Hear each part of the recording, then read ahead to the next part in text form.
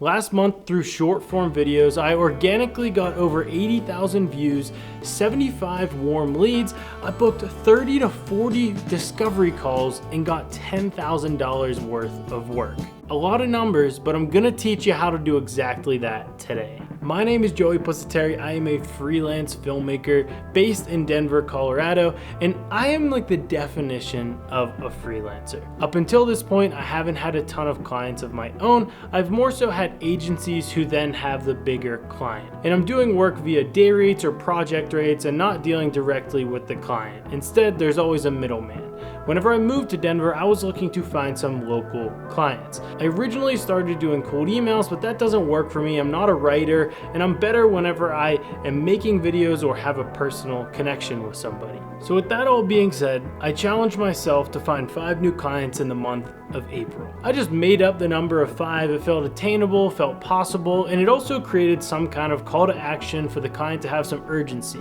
That's a big part of these videos that I was creating. So today we're going to be covering a couple of different things. 1, how to make a video like this that can actually create leads. 2, how to then get the client on the phone and make it turn into a real deal instead of just a DM or a comment on social media. And 3, what happens once you actually book it? How do you execute the shoot and make it the best possible experience for these clients? Now, first thing we're gonna do is break down one of my videos that I created, the different points that I made sure I hit, and different things that I included so that maybe it would have a little bit more success than just making an average social video. First thing, and I'm not gonna harp on this too much because everybody tells you this, you need a good hook. For me in this case, it was calling out Colorado business owners. Colorado brands, I'm looking to work with you.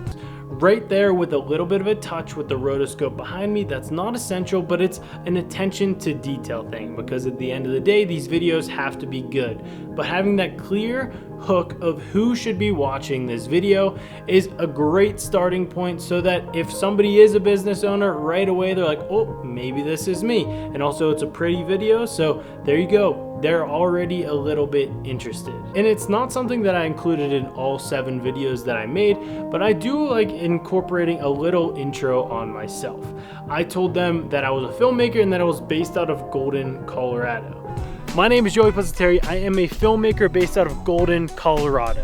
With that being said, I didn't tell them every single thing, all the different clients I've worked for. You want to save some so that every video is a little bit different, but you have to be under the interpretation unless you have millions of followers, which I don't know why you're watching this video at that point because you're not facing the same problems. You have to realize that there's different viewers for all of these different videos that you're making. You are the only one that sees every single video that you're putting out. That can be as simple as, my name's Joey Pusateri. I'm a filmmaker based here in Golden, Colorado.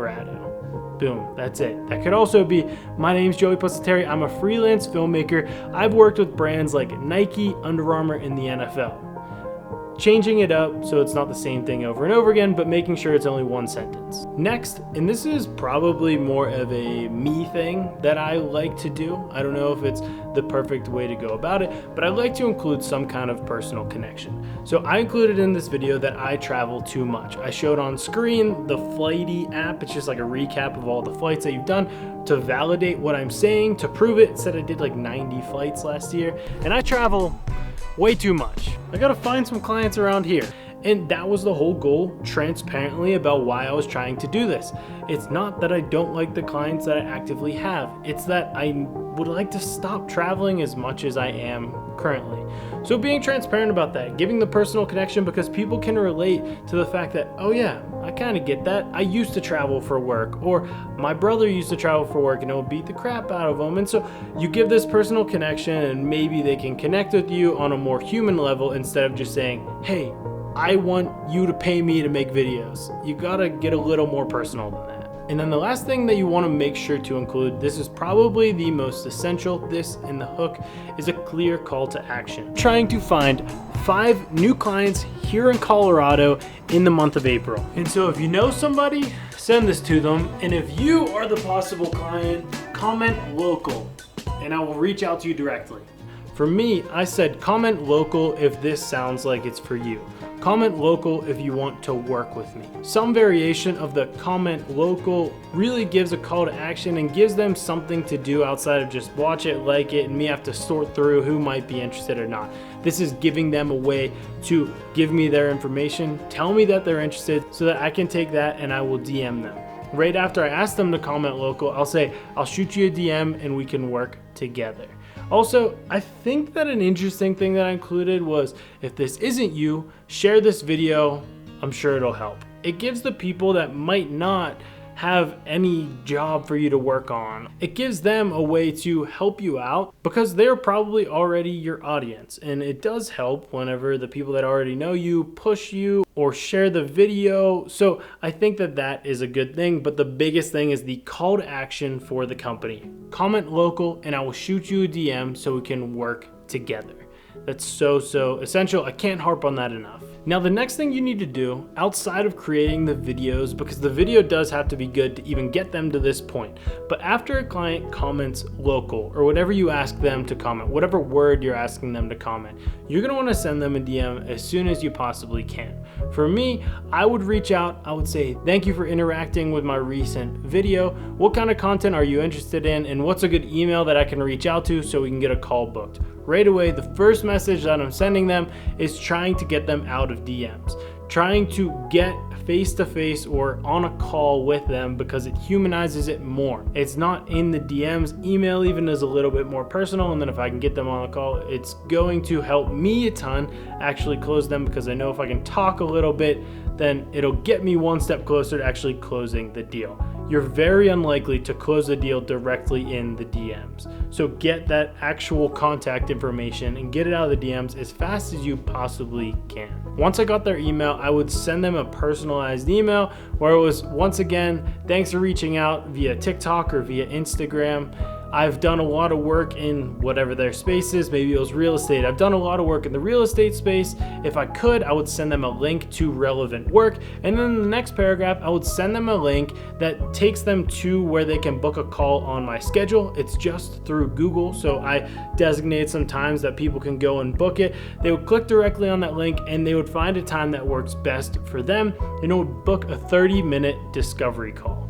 Inside of that discovery call, whenever they booked it, I had a couple of different questions that I asked them to answer. One, business name, just so I can make sure I can do some research before the call. Two, what kind of content are you interested in? Do you have any pages that you're already following that maybe you want to emulate or use as inspiration? Three, what kind of content are you looking for? Is it social media content, a brand video? What can I expect to talk about on this call so maybe I can come a little bit more prepared? And finally, just extra notes. If they wanted to add notes a little bit more about themselves, a little bit more about their company, then they were free to do that there. But it gives you a way to have them tell you some things before you're on the phone so you can come in a little bit more prepared. And I push you to go on their website, do some research, see what kind of content they already have.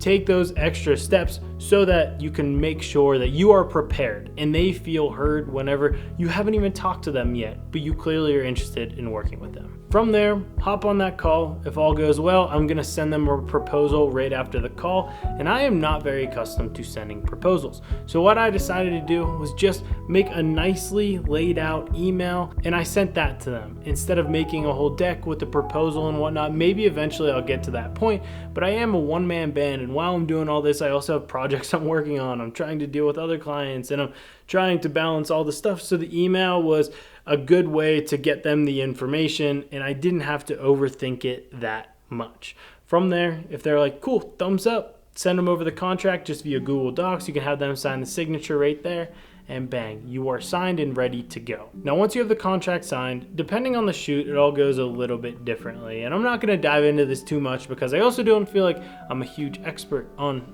any of this stuff quite yet. I'm just sharing with you what I've learned. But I'm gonna create a couple of different things. I'm gonna schedule a call, the first call after the contract signed. That's where we're really diving in a little bit deeper of what they're interested in, what they want to make, what dates they're looking at, how it can help them execute, how much I'm gonna ask of them versus they're gonna ask of me. The numbers, all of that friction is out of the way at this point. So you can just have the conversation about how you're gonna make this shoot as good as possible. So I usually hop on 1 to 3 calls before the shoot, And then I'm gonna create a run of show, which is just a schedule of how the day is gonna go, a bit of a shot list, maybe some questions if we're doing a brand video, really trying to just keep the client in the loop. I never want them to have a time where they're like, wait, is Joey thinking about us? Before I was recording this video, I was pulling some different inspiration and putting in a doc to share with the client to show these are different social videos that we can make it a possible shoot. You want to continue the communication, not too much, but making sure they are in the loop. So get that date booked for the shoot and start creating some different documents so that you can show them what you're going to do. Shot list and run of show are kind of part of every single shoot that I'm going to do. And then finally, the last thing is that you want to promise a turnaround time. If you can't meet it, then don't promise it. For me, I typically will promise 72 hours to a week, depending on the scope of the video. I just shot a brand video yesterday, and that video I said, hey, I'll get you a version 1 inside of a week. That one takes a little bit longer because I'm going through interviews and whatnot. I want to make sure it's really polished whenever I send them that version 1. So I want to promise something that's realistic. For a recap video, maybe I'll promise it within 24 to 48 hours, but give them timelines so they know what to expect. And the biggest thing is that you meet those expectations. You're setting the expectations. So if you don't meet that, they're not going to feel very confident about working with you again.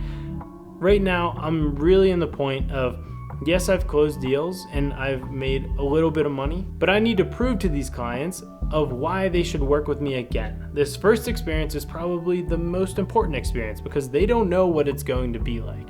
So do your best, try and communicate the best that you can, and at the end of the day, if you're watching this video, you're good at making videos. You're interested in it, you're seeking out different content to try and get better at making videos. So if your product is great and everything else around it is good, because at the end of the day, you're a filmmaker, so that's gonna be the best part, they're gonna have a good experience.